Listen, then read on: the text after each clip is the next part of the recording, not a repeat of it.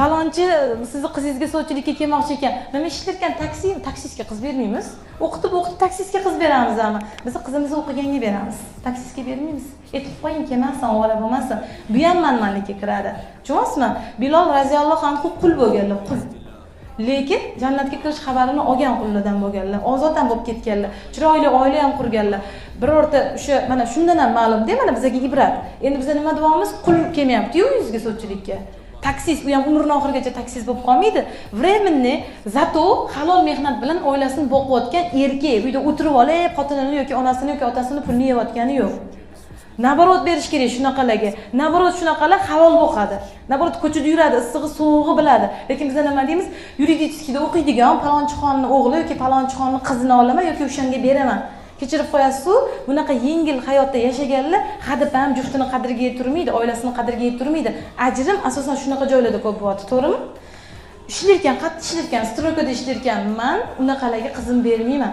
Yalab yulqab katta qilgan qizimni shunaqaga beramanmi? Gapiryapti. Tan oladimi, tan olmaydimi, gapiryapti hozir, to'g'rimi? Manmanlik qilsangiz, Alloh shunaqa yerga uradi, men deya olmay qolar ekansiz. Men deya olmay qolasiz. Ko'ryapsiz, mana mana shu narsani yo'qotish kerak birinchi o'rinda. Hammamizda borda bu. O'sha narsani yo'qotish kerak. Birinchi o'rinda nimaga loyiq ko'rsa shuni beradi. Bo'ldi, men unga emas, men bunga emas deyish keragi yo'q. 3 oy bo'ldi. Yaq-yog'i bo'ldi. Farg'onada bir hoji akamiz, bemor jiyanim bor.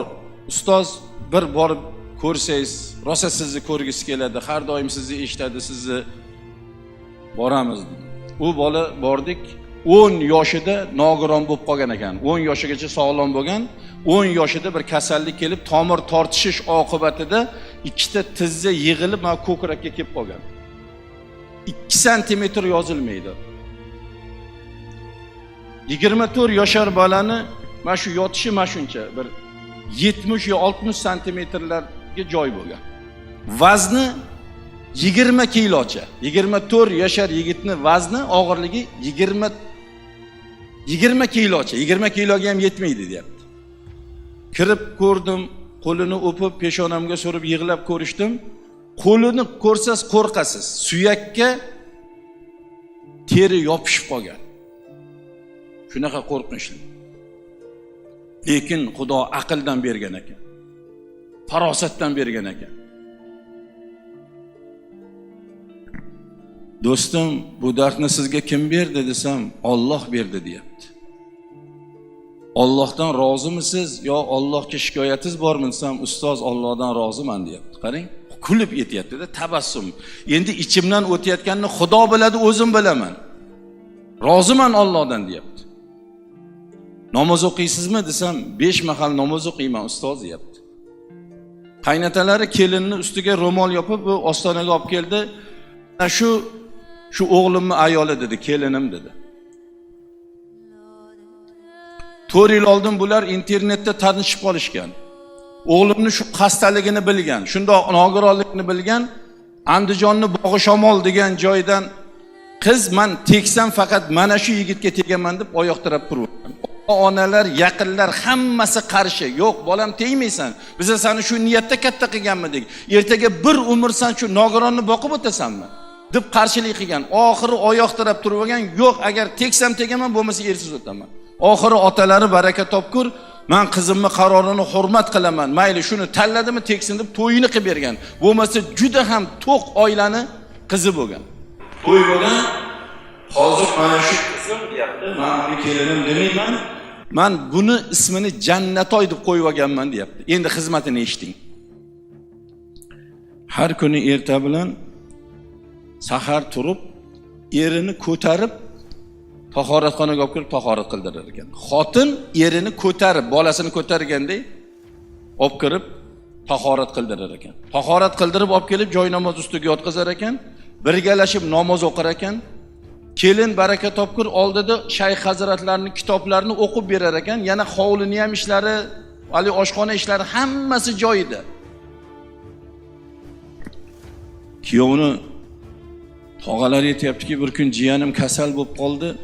Bolnisaga yotqizuvdik, bir noto'g'ri ukal qilib qo'ygan ekanmi, reaksiya berib yoribdi. Kelinim baraka topkur erini, jiyanimni ko'tarib больницani koridorida yig'lab yuribdi. Tog'ajon, boshqa больницаga olib boraylik, hozir erim o'lib qolsa, keyin men nima hayot kechiraman, qanday qilib yashayman deb yig'lab ko'tarib yuribdi. Uni ko'rgan больница xodimlarimi, больницаga borganlar tomi ketib qoldi bu kelinni. Eriga bo'layotgan mehrini, eriga bo'layotgan xizmatini. Qasam bilan aytaman, birodarlar, ko'chadagi yurgan, ochiq-sochiq yurgan qizlar bor-ku, u yigitga erga tegib xizmatini qilish yaqda tursin, oldida 1 soat o'tirmaydi ham. Uni odam o'rnida ko'rmaydi ham, birodarlar. Mana din tarbiyasi mana shundoq qilib qo'yadi. Chunki bu din tarbiyasini haqiqiy topgan ayol, birodarlar, erini xizmatini Xudoning xizmati deb qiladi. Mana shu erni cho'ntagida uni jannatini kaliti bor ekanligini biladi.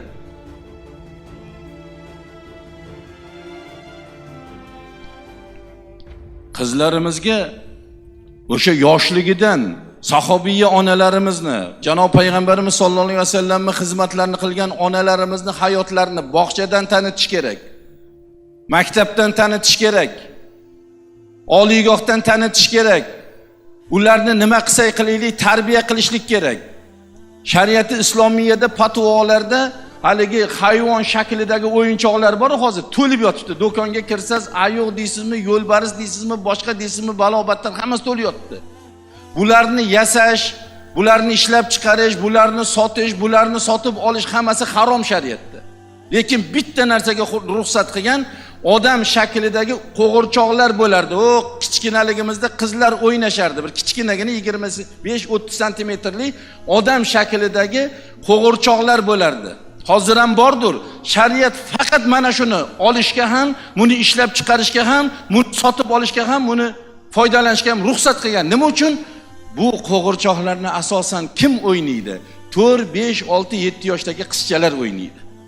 U o'sha qo'g'irchoqni yo'rgaklab, bag'riga bosib, beshikka belab, allalab, u o'sha yoshligidan kelajak hayotga, onalikka tarbiya topishlik uchun mana shuni shariat ruxsat qilgan ekan. Hozir qaysi birimizni qizimiz, qizchamiz, navoramiz qo'g'irchoq o'ynayapti. Qo'lida telefon-ku. Siz bilan men aqlim yetmaydigan joyga kirib chiqyapti telefonda.